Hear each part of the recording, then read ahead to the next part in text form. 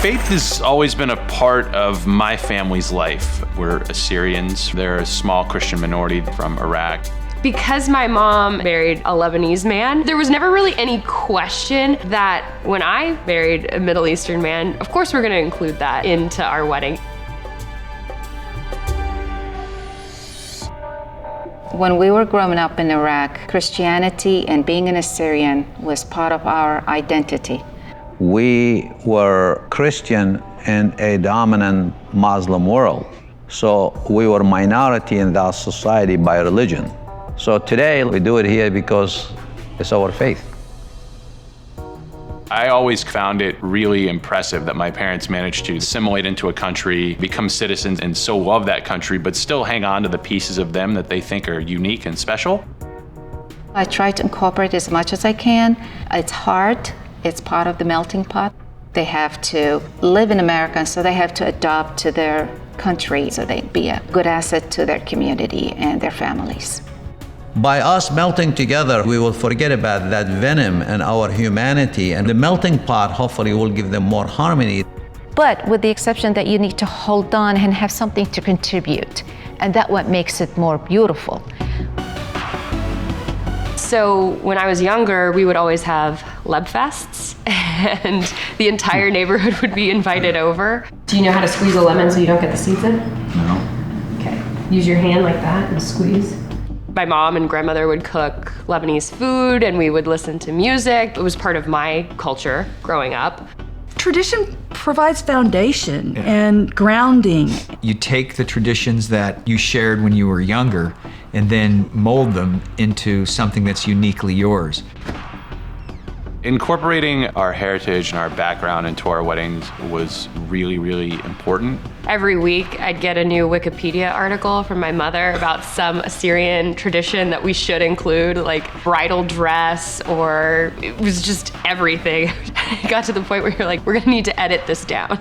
I learned new traditions I didn't know we had thanks to her mom, so that was unique. Yeah.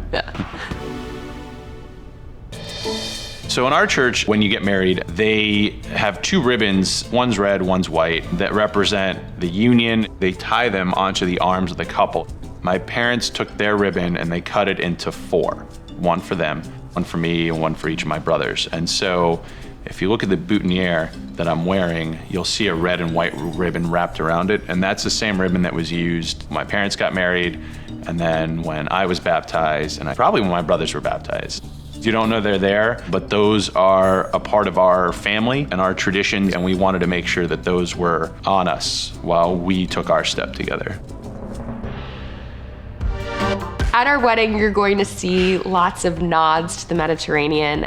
We will have fresh herbs in all of our arrangements. You'll see lots of lemons, olive branches wherever we can include them. We have crosses that have been handed down over time. One of them is from our parish where my parents were married, so I always keep that near me.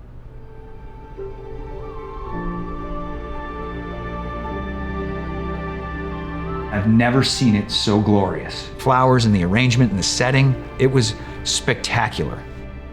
You're locked arms with this person and you're on this path together. It's not always going to be so happy. It's the tough times as well, but it really is that partnership that makes you loyal to the end. I now present to you all Mr. and Mrs. Daniel. You may kiss the bride.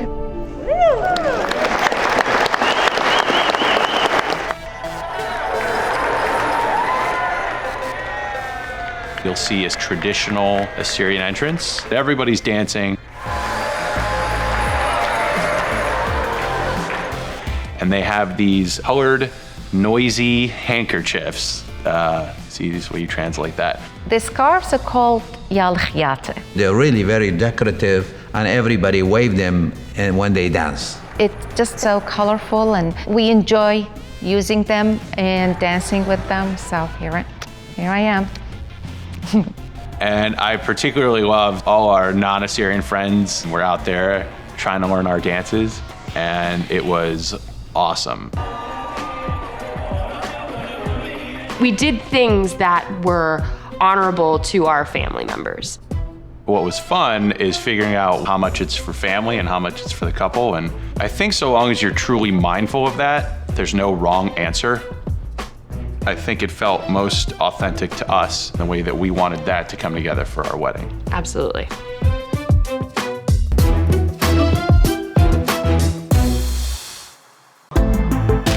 Thanks for watching World Wide Wed. Subscribe to Refinery29 to never miss an episode.